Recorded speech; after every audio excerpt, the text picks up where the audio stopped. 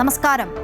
കേരളത്തിലെ ലക്ഷങ്ങളോളം വരുന്ന ഉദ്യോഗാർത്ഥികളും അവരുടെ രക്ഷിതാക്കളും വിശ്വാസപൂർവ്വം ആശ്രയിക്കുന്ന ഭരണഘടനാ സ്ഥാപനമാണ് Kerala public service commission. PSC ക്രമക്കേടിൽ പരാതി പ്രളയമാണ്. അന്വേഷണം ഒരു വർഷത്തെ പരീക്ഷകളിലേക്ക് നീളുന്നു. ഇന്ന് സർക്കാർ നിയോഗിച്ച പ്രത്യേക അന്വേഷണ സംഘം PSC ആസ്ഥാനത്തെത്തി. എന്തിനും മീതെ വിശ്വാസ്യത കാക്കാൻ എന്തായാലും അന്വേഷണവുമായി PSC സഹകരിക്കും. അപ്പോഴും ചോദ്യം ഉദ്യോഗാർത്ഥികളുടെ ഭാവി തുലാസിലോ എന്നതാണ്. ടോപ് 10ലേക്ക് സ്വാഗതം. സമഗ്രമായി വരാം. ആദ്യം പ്രധാന വാർത്തകൾ.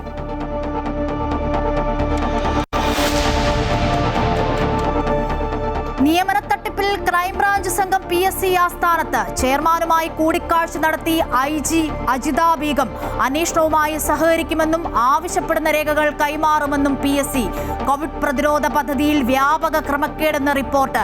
സാമൂഹിക സുരക്ഷാ മിഷൻ മുൻ എക്സിക്യൂട്ടീവ് ഡയറക്ടർ ഡോക്ടർ മുഹമ്മദ് അഷീലിനെതിരെ നടപടിക്ക് ശുപാർശ. അന്വേഷണത്തിന് 3 അംഗ സമിതിക്ക് ചുമതലയെന്ന ആരോഗ്യമന്ത്രി. ആരോപണം തള്ളി ഡോക്ടർ അഷീൽ.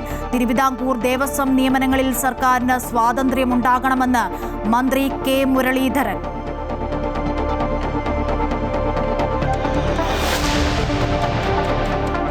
സംഘടനാ തലത്തിൽ പാർട്ടി ദുർബലമെന്ന് CPM കേന്ദ്ര കമ്മിറ്റിയിൽ വിമർശനം. വീഴ്ചകൾ പരിഹരിക്കാൻ പ്രാദേശിക തലത്തിൽ ക്ലാസുകൾ സജീവമാക്കാൻ നിർദ്ദേശം.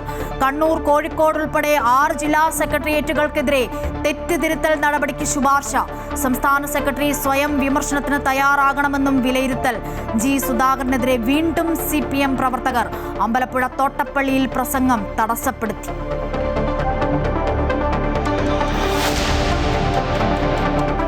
യൂത്ത് കോൺഗ്രസുകാരെ മർദ്ദിച്ച കേസ് അട്ടിമറിച്ചതിൽ ADGP MR അജിത് കുമാറിന് പങ്കുണ്ടെന്ന് DGP.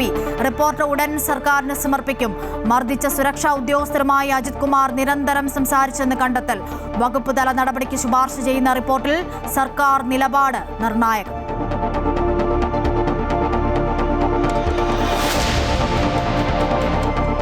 പൗരത്വ നിർണയം ന്യായവും സുതാര്യവുമാകണമെന്ന് സുപ്രീം കോടതി. അസമിൽ 27 പേരെ വിദേശികളായി പ്രഖ്യാപിച്ച് ട്രൈബ്യൂണൽ ഉത്തരവ് റദ്ദാക്കി. അനധികൃതമായി പൗരത്വം നേടാൻ ശ്രമിക്കുന്നവരെ തടയാൻ സർക്കാരിന് അധികാരമുണ്ടെന്നും സുപ്രീം കോടതി.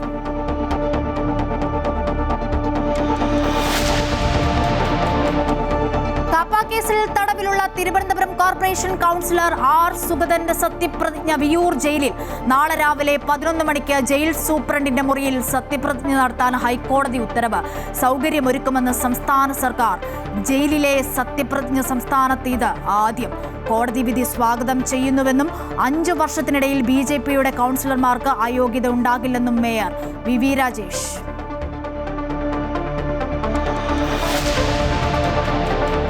പശ്ചിമേഷ്യ കടുത്ത യുദ്ധത്തിലേക്ക്. ഇറാനിൽ അമേരിക്കയുടെ ശക്തമായ വ്യോമാക്രമണം. ഇറാനെതിരായ ഉപരോധം പുനഃസ്ഥാപിച്ചെന്ന് ഡൊണാൾഡ് ട്രംപ്. ഗൾഫ് രാജ്യങ്ങളിലെ US സൈനിക താവളങ്ങൾ ആക്രമിച്ചെന്നും സൈനികരെ വധിച്ചെന്നും ഇറാൻ. അമേരിക്ക പിന്മാറാതെ ഹോർമുസ് തുറക്കില്ലെന്നും മുന്നറിയിപ്പ്. റഷ്യയുടെ അതീവ സുരക്ഷാ വിമാനം ടെഹ്റാനിൽ.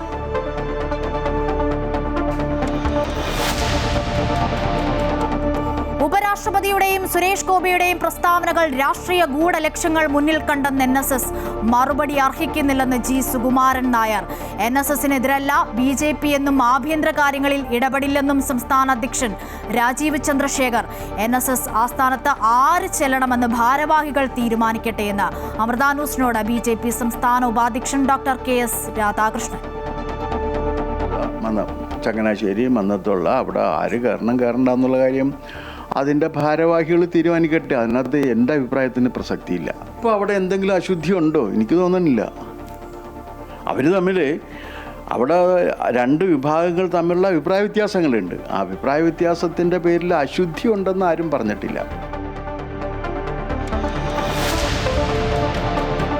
ലോർഡ്സ് ടെസ്റ്റിൽ ഇന്ത്യൻ വനിതകൾക്ക് ചരിത്ര വിജയം. ഇംഗ്ലണ്ടിനെ 270 റൺസിന് തോൽപ്പിച്ചു. ലോർഡ്സിൽ ടെസ്റ്റ് സെഞ്ചുറി നേടുന്ന ആദ്യ വനിതയെന്ന നേട്ടവുമായി യാസിക ഭാട്ടിയ. ലോകകപ്പ് ഫുട്ബോളിൽ സെമി പോരാട്ടങ്ങൾക്ക് നാളെ തുടക്കം. ആദ്യ സെമിയിൽ ഫ്രാൻസ് സ്പെയിനെ നേരിടും. മത്സരം രാത്രി 12:30 മുതൽ. മറ്റന്നാൾ അർജന്റീന ഇംഗ്ലണ്ട് പോരാട്ടം.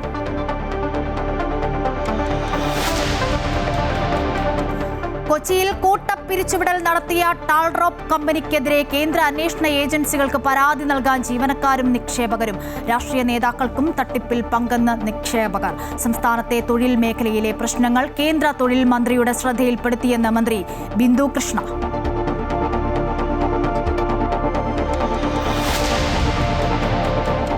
സ്റ്റോറി ഓഫ് ദ ഡേ: കടി കിട്ടില്ല, വാച്ചിലുണ്ട് സൂത്രം. PSC നിയമന തട്ടിപ്പ് അന്വേഷിക്കുന്ന ക്രൈംബ്രാഞ്ച് സംഘം മേധാവി IG അജിത ബീഗം PSC ആസ്ഥാനത്തെത്തി ചെയർമാനുമായി കൂടിക്കാഴ്ച നടത്തി. അന്വേഷണ രീതിയും ആവശ്യമായ രേഖകളെക്കുറിച്ചും IG സംസാരിച്ചു എന്നതാണ് വിവരം. ക്രൈംബ്രാഞ്ച് അന്വേഷണവുമായി സഹകരിക്കാൻ PSC തീരുമാനിച്ചതിന് പിന്നാലെയാണ് IG എത്തിയത്. 1 മണിക്കൂറോളം ചെയർമാൻ MR ബൈജുവുമായി കൂടിക്കാഴ്ച നടത്തി. നിയമന രീതി, പരീക്ഷാ നടത്തിപ്പ്, ആവശ്യമായ രേഖകൾ എന്നിവയെക്കുറിച്ചെല്ലാം സംസാരിച്ചു എന്നതാണ് വിവരം. രേഖകൾ ആവശ്യപ്പെട്ട് ഉടൻ സംഘം ഔദ്യോഗികമായി PSCക്ക് കത്തും നൽകും. PSCയിലെ പരീക്ഷയും നിയമനവുമായി ബന്ധപ്പെട്ട എല്ലാ വിവരങ്ങളും വിശദമായി അന്വേഷിക്കാനാണ് IG അജിത ബീഗത്തിന്റെ നേതൃത്വത്തിലുള്ള ക്രൈംബ്രാഞ്ച് പ്രത്യേക അന്വേഷണ സംഘത്തെ സർക്കാർ നിയോഗിച്ചത്. അന്വേഷണ സംഘത്തിന് ആവശ്യമായ രേഖകൾ PSCയിൽ നിന്ന് നൽകാൻ തയ്യാറാണെന്ന് PSC യോഗം തീരുമാനിച്ചു. രേഖകൾ കൈമാറുന്നതിൽ അംഗങ്ങൾക്കിടയിൽ വിരുദ്ധാഭിപ്രായം നിലനിന്ന സാഹചര്യത്തിലാണ് നിയമവശം പരിശോധിച്ച് യോഗം ചേർന്ന് തീരുമാനമെടുത്തത്. അന്വേഷണ സംഘത്തിന്റെ അപേക്ഷ ലഭിച്ചാലുടൻ ചട്ടപ്രകാരം നൽകാൻ കഴിയുന്ന എല്ലാ രേഖകളും നൽകും. PSCയുടെ നേതൃത്വത്തിൽ നടക്കുന്ന ആഭ്യന്തര വിജിലൻസ് അന്വേഷണവും തുടരും. രേഖകളും പരാതിക്കാരുടെ മൊഴിയും പരിശോധിച്ച ശേഷം FIR രജിസ്റ്റർ ചെയ്യാനാണ് SIT തീരുമാനം. ഇതുപ്രകാരം മൊഴിയെടുപ്പ് ആരംഭിച്ചിട്ടുണ്ട്. അതേസമയം ക്രൈംബ്രാഞ്ച് അന്വേഷണ ഉദ്യോഗസ്ഥ IG അജിത ബീഗം PSC ഓഫീസിലെത്തി ചെയർമാനുമായി കൂടിക്കാഴ്ച നടത്തി. കേസിന്റെ വ്യാപ്തി വിശദീകരിച്ചു. ലഭിക്കേണ്ട രേഖകൾ സംബന്ധിച്ചും ചർച്ച നടത്തി. എന്നാൽ രേഖകൾ ആവശ്യപ്പെട്ട് ഔദ്യോഗികമായി കത്ത് കൈമാറിയിട്ടില്ല. അന്വേഷണവുമായി സഹകരിക്കാമെന്ന് ചെയർമാനും IGയെ അറിയിച്ചു. അന്വേഷണത്തിന്റെ പ്രാഥമിക റിപ്പോർട്ട് അന്വേഷണ സംഘം 25-ന് DGPക്ക് കൈമാറും. PSC ഇൻഫർമേഷൻ ഓഫീസർ, ആസൂത്രണ ബോർഡ് ചീഫ് ഓഫീസർ, KAS പരീക്ഷകളിൽ ക്രമക്കേടുകൾ നടന്നതായാണ് പരാതി. ADGP H വെങ്കടേശനാണ് അന്വേഷണത്തിന്റെ മേൽനോട്ട ചുമതല. അമൃത ന്യൂസ്, തിരുവനന്തപുരം. കോവിഡ് കാലത്ത് മറ്റൊരു അഴിമതിയോ? ബ്രേക്ക് ദി ചെയിൻ പദ്ധതിയിൽ സാമ്പത്തിക ക്രമക്കേടും വീഴ്ചയും കണ്ടെത്തി റിപ്പോർട്ട്. സാമൂഹ്യ സുരക്ഷാ മിഷൻ മുൻ എക്സിക്യൂട്ടീവ് ഡയറക്ടർ ഡോക്ടർ മുഹമ്മദ് അഷീലിനെതിരെ നടപടിക്ക് ശുപാർശ. അന്വേഷണത്തിന് 3-അംഗ സമിതിയെ ചുമതലപ്പെടുത്തിയതായും 2 ആഴ്ചയ്ക്കകം റിപ്പോർട്ട് സമർപ്പിക്കുമെന്നും ആരോഗ്യമന്ത്രി K മുരളീധരൻ അറിയിച്ചു. എന്നാൽ മുൻ സർക്കാരിന്റെ അറിവോടുകൂടിയാണ് പദ്ധതി നടപ്പിലാക്കിയതെന്നും AGയുടെ റിപ്പോർട്ട് തള്ളണമെന്നും ആവശ്യപ്പെട്ട് മുഹമ്മദ് അഷീൽ ധനകാര്യ വകുപ്പിന് കത്ത് നൽകി. കോവിഡ് കാലത്ത് പ്രതിരോധ പ്രവർത്തനങ്ങളുടെ ഭാഗമായാണ് സാമൂഹ്യ സുരക്ഷാ മിഷൻ ബ്രേക്ക് ദി ചെയിൻ പദ്ധതി നടപ്പാക്കിയത്. കഴിഞ്ഞ LDF സർക്കാരിന്റെ കാലത്ത് നടപ്പാക്കിയ പദ്ധതിക്കായി 4.89 കോടി രൂപയാണ് ചെലവാക്കിയത്. എന്നാൽ ഈ പദ്ധതിയുടെ ഭാഗമായി നടന്ന പല പർച്ചേസുകളിലും വൻ ക്രമക്കേടാണ് കണ്ടെത്തിയിരിക്കുന്നത്. ടെൻഡർ നടപടികൾ പാലിക്കാതെയാണ് പല പർച്ചേസുകളും നടന്നിരിക്കുന്നത്. ഉപകരണങ്ങൾ വാങ്ങിയതിൽ പലതിലും കണക്കുകൾ വ്യക്തമല്ല. ബില്ലുകളിലും വൗച്ചറുകളിലും വ്യക്തതയില്ല. സാനിറ്റൈസർ ഉത്പാദനത്തിന് സർക്കാർ അനുമതി ഉണ്ടായിരുന്നില്ല. ജയിൽ വകുപ്പിന് ലൈസൻസ് ഇല്ലാതെയാണ് ഉൽപാദന അനുമതി നൽകിയത്. ഇതടക്കമുള്ള നിരവധി ക്രമക്കേടുകളാണ് ധനകാര്യ പരിശോധനാ വിഭാഗത്തിന്റെ കണ്ടെത്തലിലുള്ളത്. വീഡിയോ കോൺഫറൻസ് മുറിയുടെ നിർമ്മാണത്തിൽ ക്രമക്കേട് നടന്നു. പദ്ധതിയുടെ നടത്തിപ്പിന് സാമൂഹ്യ സുരക്ഷാ മിഷനെ ചുമതലപ്പെടുത്തിയിരുന്നില്ല തുടങ്ങിയ ഗുരുതര വീഴ്ചകൾ കണ്ടെത്തിയിട്ടുണ്ട്. സാമൂഹ്യ സുരക്ഷാ മിഷൻ എക്സിക്യൂട്ടീവ് ഡയറക്ടറായിരുന്ന ഡോക്ടർ മുഹമ്മദ് അഷീലിനെതിരെ വകുപ്പുതല നടപടിക്ക് ശുപാർശ ചെയ്തിട്ടുണ്ട്. AGയുടെ റിപ്പോർട്ടിന്മേൽ അന്വേഷണത്തിന് 3-അംഗ സമിതിയെ ചുമതലപ്പെടുത്തിയതായും 2 ആഴ്ചയ്ക്കുള്ളിൽ റിപ്പോർട്ട് ലഭിക്കുമെന്നും ആരോഗ്യമന്ത്രി K മുരളീധരൻ അറിയിച്ചു. അതുകൊണ്ടാണ് കഴിഞ്ഞ 10 വർഷത്തെ ഉപകരണങ്ങൾ വാങ്ങിക്കൂട്ടിയതിലും മറ്റു കാര്യങ്ങളിലൊക്കെയുള്ള കാര്യങ്ങളെക്കുറിച്ച് അന്വേഷിക്കാൻ പൂർണ്ണമായിട്ടും ഇപ്പോൾ 3 IAS ഉദ്യോഗസ്ഥന്മാർ, principal secretary health, additional health secretary, NHMന്റെ ഡയറക്ടർ, DME, DHS ഇവരെ ചുമതലപ്പെടുത്തിയിട്ടുണ്ട്. അവർ 2 ആഴ്ചയ്ക്കും റിപ്പോർട്ട് തരാമെന്ന് പറഞ്ഞിട്ടുണ്ട്. എന്നാൽ AGയുടെ റിപ്പോർട്ട് പൂർണ്ണമായും തള്ളി ഡോക്ടർ മുഹമ്മദ് അഷീൽ രംഗത്ത് വന്നു. പദ്ധതിയുമായി ബന്ധപ്പെട്ട എല്ലാ കാര്യങ്ങളും മുൻ സർക്കാരിന് അറിയാമായിരുന്നുവെന്നും റിപ്പോർട്ട് നിയമപരമായി നിലനിൽക്കില്ല എന്നും മുഹമ്മദ് അഷീൽ വാദിക്കുന്നു. AGയുടെ റിപ്പോർട്ട് തള്ളണമെന്നാവശ്യപ്പെട്ട മുഹമ്മദ് അഷീൽ ധനകാര്യ വകുപ്പിന് കത്തയച്ചിട്ടുണ്ട്. അമൃത ന്യൂസ്, തിരുവനന്തപുരം. തിരുവിതാംകൂർ ദേവസ്വം നിയമനങ്ങളിൽ ഉൾപ്പെടെ സർക്കാരിന് സ്വാതന്ത്ര്യമുണ്ടാകണമെന്ന് മന്ത്രി കെ മുരളീധരൻ. താഴ്മൺ തന്ത്രി സംശയത്തിന്റെ നിഴലിലാണെന്നും അദ്ദേഹം പറയുന്നു. ശബരിമല തന്ത്രി സ്ഥാനത്തു നിന്നും താഴ്മൺ കുടുംബം സ്വയം ഒഴിവാക്കണമെന്നും അല്ലെങ്കിൽ അവരെ മാറ്റണമെന്നും BJP സംസ്ഥാന ഉപാധ്യക്ഷൻ ഡോക്ടർ KS രാധാകൃഷ്ണനും നിലപാട് വ്യക്തമാക്കി. ഈ മണ്ഡല മകരവിളക്ക് സീസണിൽ ശബരിമലയിലെ തന്ത്രി സ്ഥാനത്തു നിന്നും തന്നെ ഒഴിവാക്കണമെന്നും പകരം മകന് തന്ത്രിസ്ഥാനം നൽകണമെന്നും ആവശ്യപ്പെട്ട് തന്ത്രി കണ്ഠരര് രാജീവര് ദേവസ്വം ബോർഡിന് കത്ത് നൽകിയിരുന്നു. തിരുവിതാംകൂർ ദേവസ്വം ബോർഡ് നിയമനങ്ങളിൽ ഉൾപ്പെടെ സർക്കാരിന് സ്വാതന്ത്ര്യം ഉണ്ടാകണമെന്നും നിയമനങ്ങളിൽ കുഴപ്പങ്ങളുണ്ടെങ്കിൽ കോടതിക്ക് ഇടപെടാമെന്നും മന്ത്രി കെ മുരളീധരൻ പറഞ്ഞു. ശബരിമല തന്ത്രി സംശയത്തിന് നിഴലിലാണ്. പൂജയ്ക്ക് തന്ത്രിയെ വെക്കുന്ന ഉത്തരവാദിത്തത്തിൽ നിന്ന് ദേവസ്വം ബോർഡ് ഒഴിയുകയാണ്. ഒരു വശത്ത് കോടതിയും മറുവശത്ത് ദേവസ്വം ബോർഡ് നിൽക്കുമ്പോൾ സർക്കാരിന് ഒന്നും ചെയ്യാൻ കഴിയാത്ത അവസ്ഥയാണെന്ന് മന്ത്രി കെ മുരളീധരൻ പറഞ്ഞു. അതിൽ തെറ്റുകളുണ്ടെങ്കിൽ കോടതിക്ക് ഇടപെടാൻ തിരുത്താം. താഴ്മൺ തന്ത്രി സംശയത്തിൻ്റെ നിഴലിലാണ്. അതുകൊണ്ട് അദ്ദേഹം തന്നെ പറഞ്ഞു, എന്നെ മാറ്റി എൻ്റെ മകനെ വയ്ക്കണം എന്ന് പറഞ്ഞു. അപ്പോൾ ദേവസ്വം ബോർഡിന് തീരുമാനം എടുക്കാൻ കഴിയുന്നില്ല. ദേവസ്വം ബോർഡ് അത് ഹൈക്കോടതിന് വിട്ടു. അവർക്കൊരു തീരുമാനം എടുത്തില്ലെങ്കിൽ ഇത്തവണ പൂജയ്ക്ക് തന്ത്രി വേണം. അത് ബോർഡ് ഉത്തരവാദിത്തം കൈകൊള്ളുന്നു. അപ്പോൾ അതിൻ്റെ കാരണം എന്താ അറിയോ? കോടതിയുടെ ഇടപെടൽ ഉണ്ടാവുന്നതുകൊണ്ട് ആ പേര് പറഞ്ഞ് ദേവസ്വം ബോർഡും കൈ കഴുകുന്നു. ഗവൺമെൻറ് ഒന്നും ചെയ്യാൻ കഴിയുന്നില്ല. താഴ്മൺ തന്ത്രി കുടുംബം പിതൃസ്ഥാനീയർ മാത്രമാണ്, അല്ലാതെ പിതാവല്ലെന്ന് BJP ഉപാധ്യക്ഷൻ KS രാധാകൃഷ്ണനും നിലപാട് വ്യക്തമാക്കി. ക്രിമിനൽ പശ്ചാത്തലമുള്ള കുടുംബം ക്ഷേത്രത്തിലെ പരിശുദ്ധി കാത്തു സൂക്ഷിക്കാൻ താന്ത്രിക സ്ഥാനത്ത് നിന്ന് മാറി നിൽക്കുകയാണ് വേണ്ടത്. ആ തന്ത്രി കുടുംബത്തിൽപ്പെട്ട 2 പേരെ, ഒരാൾ വേശ്യപുരയിൽ നിന്ന് അറസ്റ്റ് ചെയ്യപ്പെട്ടു, വേറൊരാൾ വ്യാജരേഖ ചമച്ച് സ്വർണത്തെ ചെമ്പാക്കി മാറ്റി അത് കൊള്ള നടത്തിയ 2 കേസിൽ പ്രതിയാക്കപ്പെട്ടിട്ട് ഇപ്പോൾ അതിൽ നിന്ന് വന്നിരിക്കുകയാണ്. തന്ത്രസംശയമാണല്ലോ ആധികാരികമായ ഗ്രന്ഥം. തന്ത്രസംശയത്തിൽ പറയുന്നുണ്ട് മാറ്റാമെന്ന്. ഒന്ന്. രണ്ടാമത്തെ കാര്യം, ശബരിമല ക്ഷേത്രം താഴമൺ കുടുംബം വരുന്നതിന് മുൻപേ ഉണ്ട്. അപ്പോൾ അന്നുണ്ടായിരുന്ന തന്ത്രിക്ക് പകരമാണല്ലോ ഈ തന്ത്രിയെ വെച്ചിരിക്കുന്നത്. അപ്പോൾ അത് തന്നെ തന്ത്രിയെ മാറ്റാമെന്നുള്ളതിൻ്റെ നല്ല തെളിവല്ലേ? കർണാടക ഹൈക്കോടതിയിൽ ഇത് സംബന്ധിച്ചൊരു വിധി വന്നതിൽ പറഞ്ഞിരിക്കുന്ന 2 കാര്യങ്ങൾ. ഒന്ന്, the person should be legitimate. Second, the person should be competent.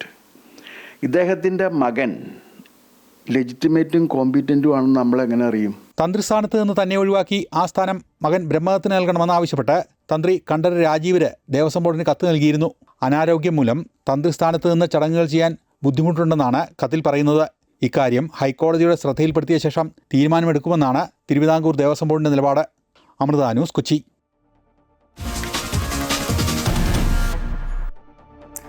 സംഘടനാ തലത്തിൽ ദുർബലമെന്ന് CPM കേന്ദ്ര കമ്മിറ്റിയിൽ രൂക്ഷ വിമർശനം. വീഴ്ചകൾ പരിഹരിക്കാൻ പ്രാദേശിക തലത്തിൽ ക്ലാസുകൾ സജീവമാക്കാനാണ് നിർദ്ദേശം. കണ്ണൂർ, കോഴിക്കോട് ഉൾപ്പെടെ 6 ജില്ലാ സെക്രട്ടേറിയറ്റുകൾക്കെതിരെ തെറ്റുതിരുത്തൽ നടപടികൾക്കും ശുപാർശയുണ്ട്. നേതൃമാറ്റമുണ്ടാകില്ല, പകരം സംസ്ഥാന സെക്രട്ടറി സ്വയം വിമർശനത്തിന് തയ്യാറാകണമെന്നും 3 ദിവസം ചേർന്ന കേന്ദ്ര കമ്മിറ്റി വിലയിരുത്തി. തെരഞ്ഞെടുപ്പ് പരാജയത്തിൽ നേതൃത്വത്തിനെതിരെ രൂക്ഷ വിമർശനമാണ് CPM കേന്ദ്ര കമ്മിറ്റിയിൽ ഉണ്ടായത്. തെരഞ്ഞെടുപ്പ് തോൽവിയിൽ കൂട്ടുത്തരവാദിത്വമെന്നായിരുന്നു സംസ്ഥാന ഘടകം തയ്യാറാക്കിയ അവലോകന റിപ്പോർട്ട്. എന്നാൽ സ്ഥാനാർത്ഥി നിർണയത്തിൽ ഉയർന്ന പരാതികൾക്ക് നേരെ മുഖം തിരിച്ചതും നേതാക്കളുടെ പ്രതികരണത്തിലെ ധാർഷ്ട്യവുമാണ് തിരിച്ചടിക്ക് കാരണമെന്ന് ചില നേതാക്കൾ തുറന്നടിച്ചു. സംഘടനയ്ക്കുള്ളിൽ ആഴത്തിലുള്ള തിരുത്തലും ശൈലീമാറ്റവും അനിവാര്യമാണെന്ന് ചർച്ച നടന്നെങ്കിലും നേതൃമാറ്റം സംബന്ധിച്ച് നിലവിൽ ചർച്ച നടന്നില്ല. പകരം സംസ്ഥാന സെക്രട്ടറി MV ഗോവിന്ദൻ ഉൾപ്പെടെയുള്ള നേതാക്കൾ സ്വയം വിമർശനത്തിന് തയ്യാറാകണമെന്ന് കേന്ദ്ര കമ്മിറ്റി അഭിപ്രായപ്പെട്ടു. കണ്ണൂർ, കോഴിക്കോട് ഉൾപ്പെടെ 6 ജില്ലാ സെക്രട്ടേറിയറ്റുകൾക്കെതിരെ തെറ്റുതിരുത്തൽ നടപടികൾക്കും ശുപാർശ ചെയ്തു. നടപടികൾ മേൽഘടകങ്ങളിൽ റിപ്പോർട്ട് ചെയ്യണം. സ്ഥാനമോഹികളെ കണ്ടെത്തി നീക്കം ചെയ്യാനും പ്രവർത്തകരുടെ ആത്മവിശ്വാസം വീണ്ടെടുക്കാൻ നേതാക്കൾ നേരിട്ടിറങ്ങണമെന്നും തീരുമാനിച്ചു.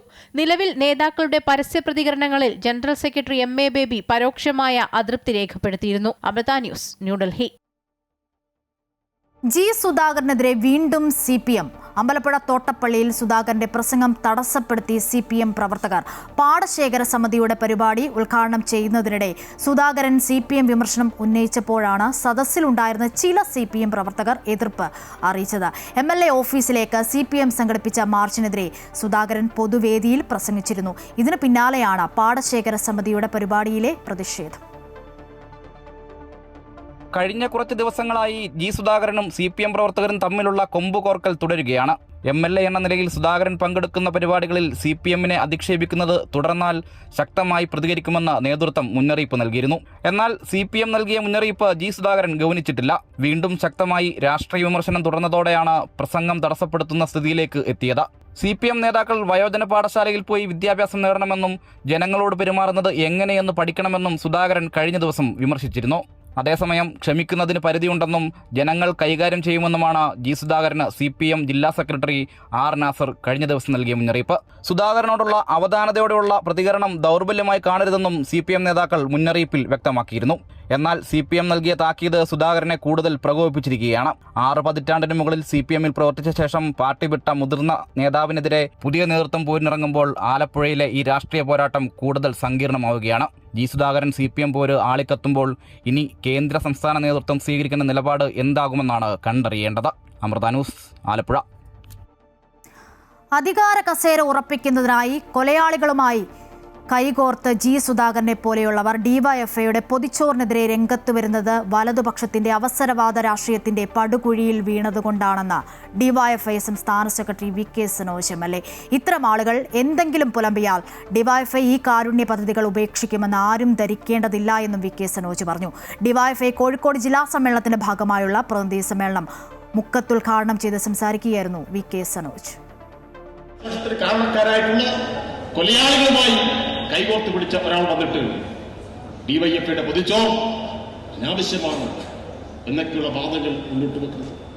അത്തരം അവസരവാദികൾക്കൊന്നും സ്ഥാനമുണ്ടാവില്ല ചരിത്രത്തിൽ എന്നാണ് അത്തരം ആളുകളെ ഓർമ്മപ്പെടുത്താനുള്ളത്. അതുകൊണ്ട് ജി സുധാകരനെ പോലെയുള്ള വലതുപക്ഷത്തിന്റെ അവസരവാദ രാഷ്ട്രീയത്തിന്റെ പടുകുഴിയിൽ നിൽക്കുന്ന ഒരാൾ എന്തെങ്കിലും പുലമ്പിയാൽ നാളെ മുതൽ ഡിവൈഎഫ്ഐ ഇത്തരം പദ്ധതികളെല്ലാം ഉപേക്ഷിച്ച് പോകുമെന്നുള്ള ഒരു ധാരണയും വേണ്ടതില്ല.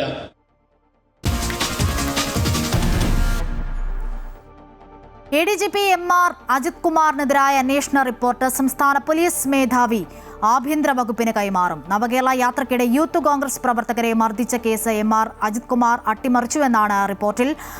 അജിത് കുമാറിനെതിരെ വകുപ്പ് തല നടപടിക്ക് ശുപാർശ ചെയ്യുന്ന റിപ്പോർട്ടിൽ സർക്കാർ നിലപാട് നിർണായകമാണ്. DGP സ്ഥാനക്കയറ്റ പട്ടികയിൽ ഇടം നേടാനിരിക്കെയാണ് MR അജിത് കുമാറിനെതിരെ നടപടി വരുന്നത്. നവകേരള യാത്ര നടക്കവേ ആലപ്പുഴയിൽ വെച്ച് കരിങ്കൊടി കാട്ടിയ യൂത്ത് കോൺഗ്രസ് പ്രവർത്തകരെ മർദ്ദിച്ച മുഖ്യമന്ത്രി സുരക്ഷാ ഉദ്യോഗസ്ഥർക്കെതിരെ കോടതി നിർദ്ദേശപ്രകാരം അന്ന് കേസെടുത്തിരുന്നു. എന്നാൽ ആ കേസ് അട്ടിമറിക്കാൻ ഉന്നത ഉദ്യോഗസ്ഥനായ ADGP MR അജിത് കുമാർ ഇടപെട്ടിരുന്നുവെന്നാണ് പിന്നീട് SIT സംഘത്തോട് അന്വേഷണ ഉദ്യോഗസ്ഥർ മൊഴി നൽകിയത്. ADGP ഓഫീസിൽ വിളിച്ചു വരുത്തി MR അജിത് കുമാർ റിപ്പോർട്ട് തിരുത്താൻ ആവശ്യപ്പെട്ടു എന്നാണ് ഉദ്യോഗസ്ഥർ വെളിപ്പെടുത്തിയത്. ഗുരുതര കുറ്റകൃത്യമാണ് അജിത് കുമാറിന്റെ ഭാഗത്തു നിന്നുണ്ടായതെന്ന് ചൂണ്ടിക്കാട്ടി SIT ആഴ്ചകൾക്ക് മുമ്പ് DGPക്ക് റിപ്പോർട്ട് സമർപ്പിച്ചിരുന്നു.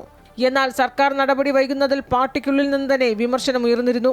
ഏത് സർക്കാർ ഭരിച്ചാലും MR അജിത് കുമാറിന് സുരക്ഷയൊരുക്കുമെന്ന വിമർശനമാണ് ആഭ്യന്തര വകുപ്പ് നേരിട്ടത്. യൂത്ത് കോൺഗ്രസ് പ്രവർത്തകരെ ക്രൂരമായി മർദ്ദിച്ച കേസിൽ സർക്കാർ അധികാരത്തിൽ വന്ന ആദ്യ മന്ത്രിസഭാ യോഗത്തിലെടുത്ത സുപ്രധാന തീരുമാനമായിരുന്നു പുനരന്വേഷണം. റിപ്പോർട്ട് വന്നിട്ടും നടപടി സ്വീകരിക്കാത്തതിൽ വിമർശനം ശക്തമായതോടെയാണ് നിയമോപദേശം തേടിയ ശേഷം DGP റിപ്പോർട്ട് കൈമാറുന്നത്. അതേസമയം ഫയർഫോഴ്സ് മേധാവി DGP നിതിൻ അഗർവാൾ ഈ മാസം 31-ന് വിരമിക്കുമ്പോൾ DGP പദവിയിലേക്ക് MR അജിത് കുമാർ പരിഗണിക്കപ്പെടും. എന്നാൽ രക്ഷാപ്രവർത്തന കേസിൽ നടപടിയുണ്ടായാൽ സ്ഥാനക്കയറ്റം നഷ്ടപ്പെടാൻ സാധ്യതയുണ്ട്. അതേസമയം സസ്പെൻഷൻ ഉണ്ടായാൽ ഹൈക്കോടതിയെ സമീപിച്ച് അജിത് കുമാർ സ്റ്റേ വാങ്ങിയാൽ അത് സർക്കാരിന് തിരിച്ചടിയുമാകും. അമൃത ന്യൂസ്, തിരുവനന്തപുരം.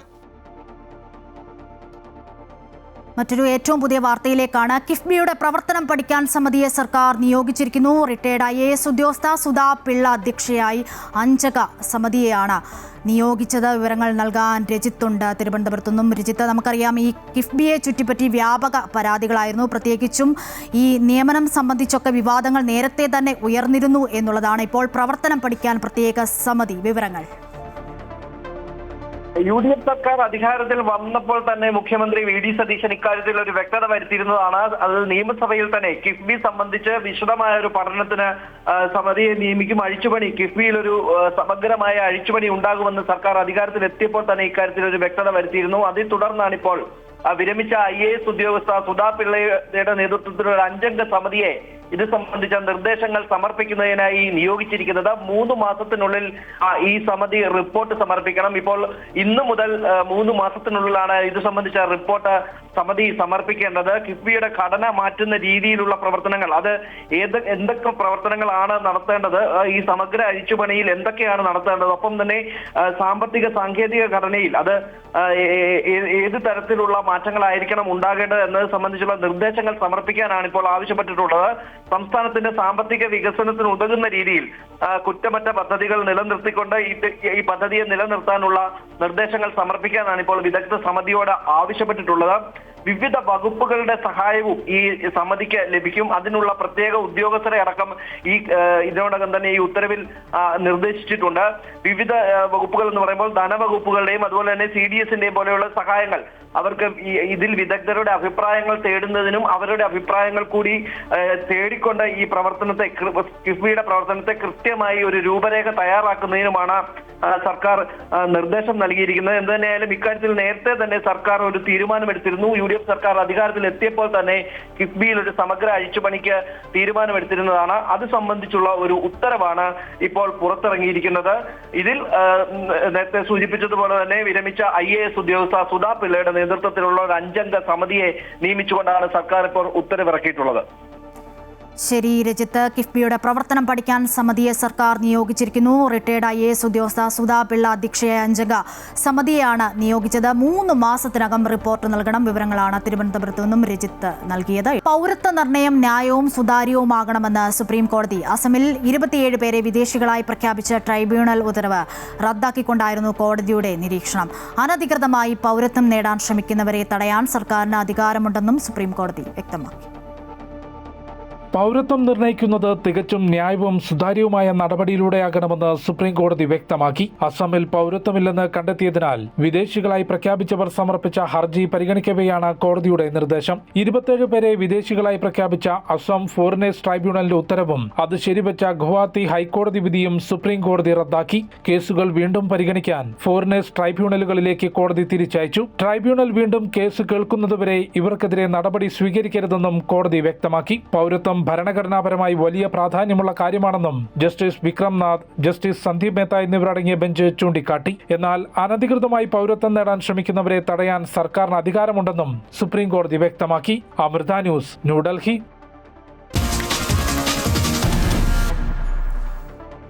കാപ്പ കേസിൽ തടവിലുള്ള തിരുവനന്തപുരം കോർപ്പറേഷൻ കൗൺസിലർ R. സുഗതന്റെ സത്യപ്രതിജ്ഞ വിയൂർ ജയിലിൽ.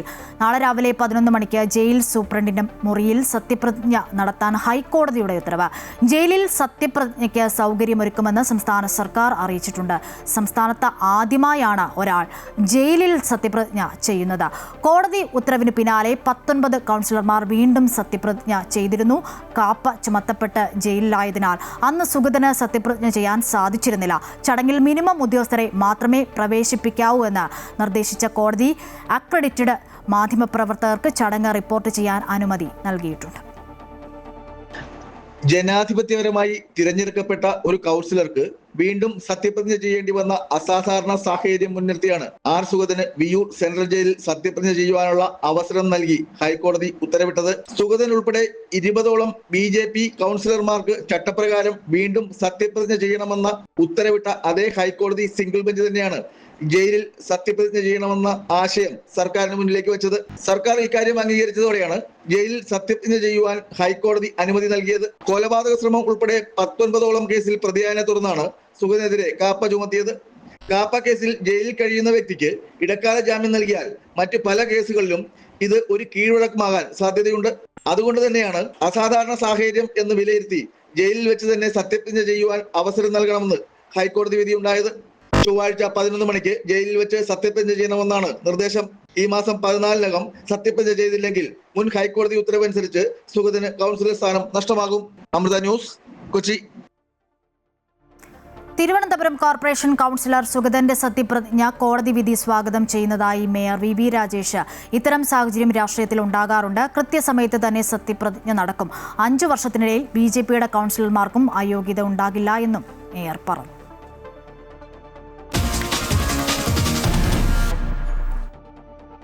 പശ്ചിമേഷ്യ വീണ്ടും കലുഷിതം. ഹോർമൂസ് കടലിടുക്കിന്റെ നിയന്ത്രണത്തെ ചൊല്ലി അമേരിക്കയും ഇറാനും തമ്മിലുള്ള വ്യോമാക്രമണങ്ങൾ അതിരൂക്ഷമാണ്.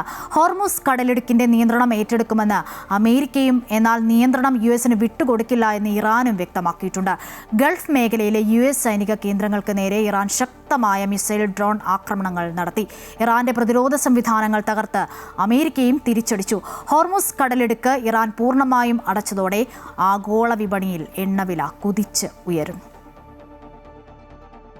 ഹോർമൂസ് കടലിടുക്കിന്റെ നിയന്ത്രണത്തിനായി യുഎസും ഇറാനും തമ്മിൽ നടത്തുന്ന പോരാട്ടം പശ്ചിമേഷ്യയെ കടുത്ത യുദ്ധഭീതിയിലേക്കാണ് തള്ളിവിടുന്നത്. ബഹ്റൈൻ, കുവൈറ്റ് എന്നിവിടങ്ങളിലെ യുഎസ് സൈനിക താവളങ്ങളും ഒമാനിലെ റഡാർ സംവിധാനങ്ങളും ജോർദാനിലെ പ്രിൻസ് ഹസൻ എയർബേസിലെ ഇന്ധന ആയുധ സംഭരണശാലകളും തകർത്തതായി ഇറാന്റെ റവല്യൂഷണറി ഗാർഡ്സ് അവകാശപ്പെട്ടു. എന്നാൽ ഇറാന് ശക്തമായ മറുപടിയാണ് നൽകുന്നതെന്ന് യുഎസ് പ്രസിഡന്റ് ഡൊണാൾഡ് ട്രംപ് വ്യക്തമാക്കി. നമ്മൾ അവരെ തല്ലിച്ചതയ്ക്കുകയാണ് എന്നായിരുന്നു ട്രംപിന്റെ പ്രതികരണം.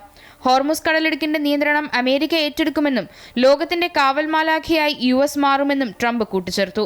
ഇറാന്റെ വ്യോമ പ്രതിരോധ സംവിധാനങ്ങളും ഡ്രോൺ കേന്ദ്രങ്ങളും യുഎസ് സൈന്യം തകർത്തതായാണ് പെന്റഗൺ നൽകുന്ന വിവരം. ഇറാന്റെ തുറമുഖങ്ങൾക്ക് മേൽ അമേരിക്ക വീണ്ടും നാവിക ഉപരോധം ഏർപ്പെടുത്തുന്നതായി യുഎസ് പ്രസിഡന്റ് ഡൊണാൾഡ് ട്രംപ് പ്രഖ്യാപിച്ചു. ട്രൂത്ത് സോഷ്യൽ വഴിയാണ് ട്രംപ് ഇക്കാര്യം അറിയിച്ചത്. ഹോർമൂസ് കടലിടുക്കിലൂടെയുള്ള അന്താരാഷ്ട്ര കപ്പൽ ഗതാഗതം തടസ്സമില്ലാതെ തുടരുമെന്നും, എന്നാൽ ഇറാനിലേക്കോ അവിടെ നിന്നോ ഉള്ള കപ്പലുകൾക്ക് മാത്രമായിരിക്കും ഈ ഉപരോധമെന്നും ട്രംപ് വ്യക്തമാക്കി. ലോകത്തിലെ ഏറ്റവും തന്ത്രപ്രധാനമായ ഈ കപ്പൽപാതയുടെ സുരക്ഷാ ചുമതല ഇനി മുതൽ അമേരിക്ക ഏറ്റെടുക്കുമെന്നും ട്രംപ് അറിയിച്ചു. ഇതിനായി ഇതുവഴി കടന്നുപോകുന്ന എല്ലാ ചരക്ക് കപ്പലുകൾക്കും 20% നികുതി ചുമത്തുമെന്നാണ് ട്രംപിന്റെ പുതിയ പ്രഖ്യാപനം. അതിനിടെ കടലിടുക്കിലൂടെ നിയമവിരുദ്ധമായി കടക്കാൻ ശ്രമിച്ച 2 കപ്പലുകൾക്ക് നേരെ ഇറാൻ വെടിയുതിർത്തു. ലോകത്തെ 5-1 ഊർജ്ജ വിഭവങ്ങൾ കടന്നുപോകുന്ന പാത അടഞ്ഞതോടെ ആഗോള സമ്പദ് വ്യവസ്ഥ ആശങ്കയിലാണ്. സംഘർഷങ്ങൾക്കിടെ റഷ്യയുടെ അതീവ സുരക്ഷയുള്ള വിമാനം ടെഹ്റാനിലെത്തി. റഷ്യയുടെ ആകാശത്തെ കൺട്രോൾ റൂം എന്ന് വിശേഷിപ്പിക്കപ്പെടുന്ന വിമാനമാണ് ഇറാൻ തലസ്ഥാനത്ത് ലാൻഡ് ചെയ്തതെന്ന് ഫ്ലൈറ്റ് ട്രാക്കിംഗ് ഡേറ്റ വ്യക്തമാക്കുന്നു.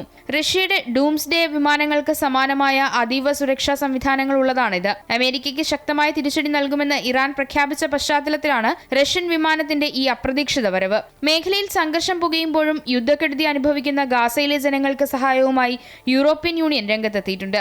ടീം ഗാസ പദ്ധതിയിലൂടെ $100 കോടി അടിയന്തര സഹായം കൈമാറുമെന്ന് യൂറോപ്യൻ യൂണിയൻ വിദേശകാര്യ മേധാവി കാജ കലാസ് അറിയിച്ചു. News desk, Amrita news.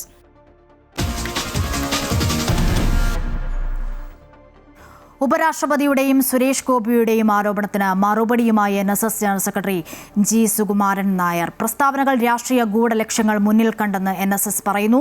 മറുപടി അർഹിക്കുന്നില്ല എന്നും ജി സുകുമാരൻ നായർ പറഞ്ഞു. വിഷയത്തിൽ പരസ്യ പ്രതികരണത്തിന് NSS ഇല്ല. പ്രസ്താവനകൾക്ക് പിന്നിൽ രാഷ്ട്രീയ ഗൂഢലക്ഷ്യങ്ങളാണുള്ളത്. മന്നം സമാധിയിൽ പ്രവേശിക്കുന്നതിന് ആർക്കും വിലക്കില്ല. പ്രോട്ടോകോൾ പാലിക്കണമെന്ന് പറയുന്നതാണ് പ്രശ്നമെന്നും സുകുമാരൻ നായർ കൂട്ടിച്ചേർത്തു. NSSന്റെ ആഭ്യന്തര കാര്യങ്ങളിൽ BJP ഇടപെടില്ലെന്ന് പാർട്ടി സംസ്ഥാന അധ്യക്ഷൻ Rajeev Chandrasekhar. NSS general secretary G Sukumaran നായർക്കെതിരെ BJP എന്ന തരത്തിൽ ചിലർ പ്രചരിപ്പിക്കുന്ന വാർത്തകൾ സത്യവിരുദ്ധവും വസ്തുതാവിരുദ്ധവുമാണ്. ഹിന്ദു സമൂഹത്തിലെ സംസ്കൃതമായ സമുദായ സംഘടന എന്ന നിലയിൽ NSSനെയും ജനറൽ സെക്രട്ടറി ജി സുകുമാരൻ നായരെയും BJP ഏറെ ബഹുമാനിക്കുന്നതായും രാജീവ് ചന്ദ്രശേഖർ പ്രസ്താവനയിൽ അറിയിച്ചു. NSS ആസ്ഥാനത്ത് ആര് ചെല്ലണമെന്ന് NSS ഭാരവാഹികൾ തീരുമാനിക്കട്ടെ എന്ന് BJP സംസ്ഥാന ഉപാധ്യക്ഷൻ ഡോക്ടർ KS രാധാകൃഷ്ണൻ. അവിടെ അശുദ്ധിയുണ്ടെന്ന് കരുതുന്നില്ല എന്നും അദ്ദേഹം പ്രതികരിച്ചു. NSSന്റെ കാര്യത്തിൽ NSSന്റെ മന്നം ചങ്ങനാശ്ശേരി മന്നത്തുള്ള അവിടെ ആര് കയറണ്ടെന്നുള്ള കാര്യം അതിൻ്റെ ഭാരവാഹികൾ തീരുമാനിക്കട്ടെ. അതിനകത്ത് എൻ്റെ അഭിപ്രായത്തിന് പ്രസക്തിയില്ല. ഇപ്പോൾ അവിടെ എന്തെങ്കിലും അശുദ്ധി ഉണ്ടോ? എനിക്ക് തോന്നുന്നില്ല. അവർ തമ്മിൽ അവിടെ 2 വിഭാഗങ്ങൾ തമ്മിലുള്ള അഭിപ്രായ വ്യത്യാസങ്ങളുണ്ട്. ആ അഭിപ്രായ വ്യത്യാസത്തിൻ്റെ പേരിൽ അശുദ്ധി ഉണ്ടെന്ന് ആരും പറഞ്ഞിട്ടില്ല.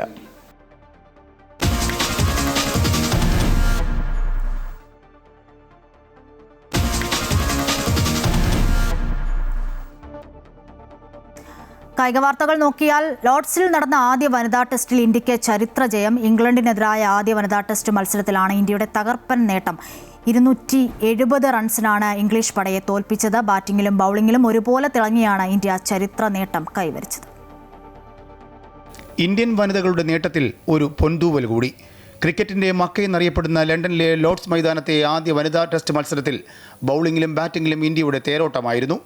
ഇംഗ്ലണ്ടിനെതിരെ ഇന്ത്യക്ക് 270 റൺസിന്റെ തകർപ്പൻ ജയമായിരുന്നു.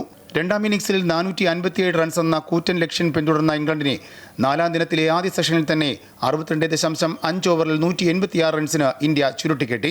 6 വിക്കറ്റിന് 130 റൺസ് എന്ന നിലയിൽ നാലാം ദിനം ബാറ്റിംഗ് പുനരാരംഭിച്ച ഇംഗ്ലണ്ടിന് 56 റൺസ് കൂടിയേ നേടാൻ കഴിഞ്ഞുള്ളൂ. 80 പന്തിൽ 54 റൺസ് എടുത്ത ആമി ജോൺസണാണ് ഇംഗ്ലണ്ട് നിരയിലെ ടോപ്പ് സ്കോറർ. സോഫി എക്സ്ലസ്റ്റോൺ അർദ്ധ സെഞ്ചുറി നേടി.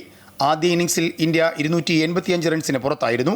എന്നാൽ മറുപടി ബാറ്റിംഗിൽ ഇംഗ്ലണ്ട് 170 പുറത്തായി. ഇതോടെ ഇന്ത്യക്ക് 115 റൺസിന്റെ ലീഡായിരുന്നു. രണ്ടാം ഇന്നിംഗ്സിൽ ഇന്ത്യ 341 റൺസിന് 7 എന്ന നിലയിൽ ഡിക്ലെയർ ചെയ്തിരുന്നു. യസ്തിക ഭാട്ടിയുടെ സെഞ്ചുറിയും സ്മൃതി മന്ദാനയുടെയും റിച്ച ഘോഷിന്റെയും അർദ്ധ സെഞ്ചുറിയുമാണ് ഇന്ത്യക്ക് രണ്ടാം ഇന്നിംഗ്സിൽ കരുത്തായത്. മറുപടി ബാറ്റിംഗിൽ ഇന്ത്യയുടെ ബൌളിംഗ് കരുത്തിനു മുമ്പിൽ പിടിച്ചു നിൽക്കാൻ ഇംഗ്ലണ്ടിന് ആയില്ല.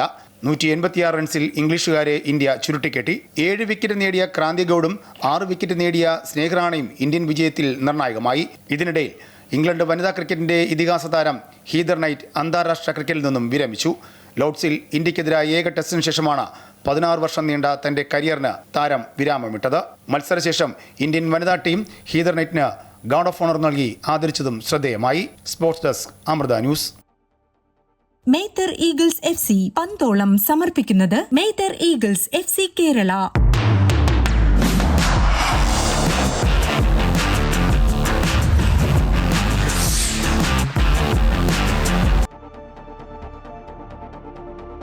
ലോകകപ്പിലെ ഗ്ലാമർ സെമി പോരാട്ടത്തിനായുള്ള കാത്തിരിപ്പിലാണ് ഫുട്ബോൾ ലോകം. യൂറോപ്പിലെ 2 വമ്പന്മാരായ ഫ്രാൻസും സ്പെയിനും നേർക്കുനേർ വരുമ്പോൾ ആദ്യ സെമി ഫൈനൽ ആവേശമാകും.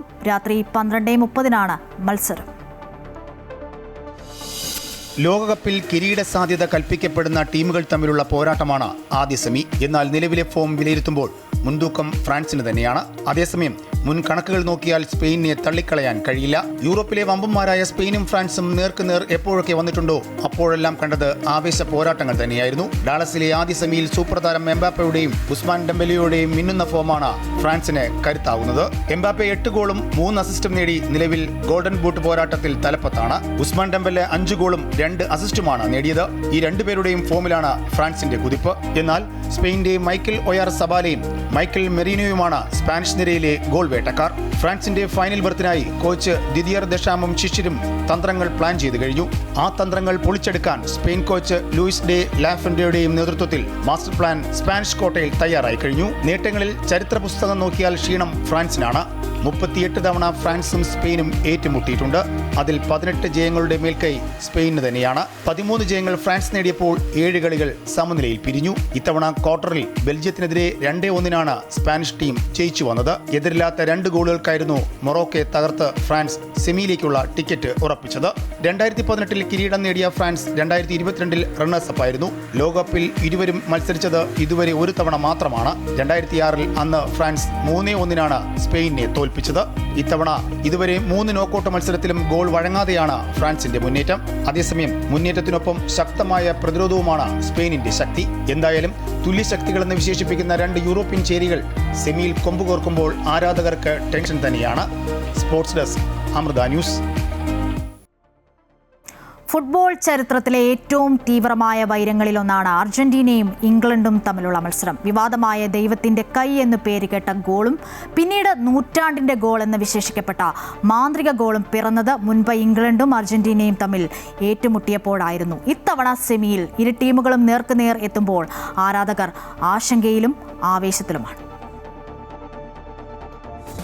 ലോകകപ്പ് സെമിയിൽ അർജന്റീന ഇംഗ്ലണ്ട് മത്സരം ചരിത്രത്തിൽ ഇടം പിടിച്ച പോരാട്ടത്തിന്റെ ആവർത്തനമാകുമോ എന്നാണ് ആരാധകർ ഉറ്റുനോക്കുന്നത്.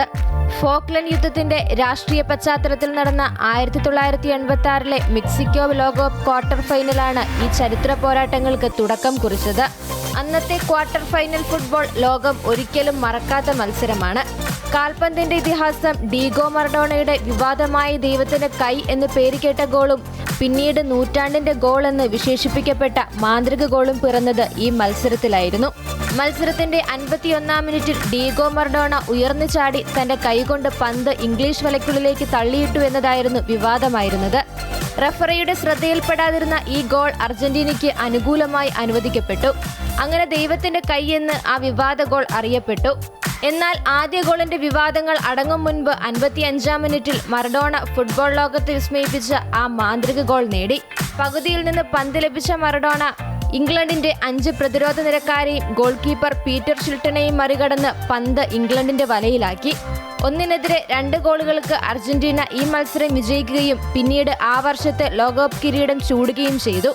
എന്നാൽ അതിനു മുൻപ് 1966 ക്വാർട്ടർ ഫൈനലും വിവാദങ്ങൾ നിറഞ്ഞതായിരുന്നു. ആ മത്സരത്തിൽ ഇംഗ്ലണ്ട് 1-0 അർജന്റീനയെ തോൽപ്പിച്ചു. അർജന്റീന ക്യാപ്റ്റൻ അന്റോണിയോ റാറ്റിന്റെ ചുവപ്പ് കാർഡ് ഏറെ ചർച്ചയായിരുന്നു. അതേസമയം 1998 റൗണ്ട് ഓഫ് 16 ഇംഗ്ലീഷ് താരം ഡേവിഡ് ബെക്കാം ചുവപ്പ് കണ്ട് പുറത്തായ മത്സരത്തിൽ ഒടുവിൽ പെനാൽറ്റി ഷൂട്ടൌട്ടിലൂടെ അർജന്റീന വിജയം പിടിച്ചെടുത്തു. അതേസമയം കാലം കാത്തുവെച്ച പോലെ 2002 ഗ്രൂപ്പ് ഘട്ടത്തിൽ ബെക്കാമിന്റെ പെനാൽറ്റി ഗോളിലൂടെ ഇംഗ്ലണ്ട് അർജന്റീനയെ 1-0 പരാജയപ്പെടുത്തി തിരിച്ചടി നൽകി. ആദ്യ പകുതിയുടെ അവസാന നിമിഷത്തിൽ മൈക്കൽ ഓവനെ അർജന്റീന ബോക്സിൽ വീഴ്ത്തിയതിനെ തുടർന്ന് ലഭിച്ച penalty England captain David Beckham ഗോളാക്കി മാറ്റുകയായിരുന്നു. ഈ വിജയം 1998 ലോകകപ്പിൽ അർജന്റീനയോടേറ്റ തോൽവിക്കും ബെക്കാമിന് നേരിടേണ്ടി വന്ന റെഡ് കാർഡ് വിവാദത്തിനും മധുരമായ പ്രതികാരമായി മാറി. ഇത്തവണ ആവേശകരമായ ഏറ്റുമുട്ടലാകും ഇരു ടീമുകളും കാഴ്ചവെക്കുക. ഇത്തവണ സൂപ്പർ താരം ലയണൽ മെസ്സിയുടെ നേതൃത്വത്തിലുള്ള അർജന്റീന സ്വിറ്റ്സർലൻഡിനെ അധിക സമയത്ത് കീഴടക്കിയാണ് സെമിയിലേക്ക് മുന്നേറിയത്. അതേസമയം നോർവേയെ അട്ടിമറിച്ചാണ് ഇംഗ്ലണ്ട് സെമി ഫൈനൽ ബർത്ത് ഉറപ്പിച്ചത്. Sports desk, Amrita news.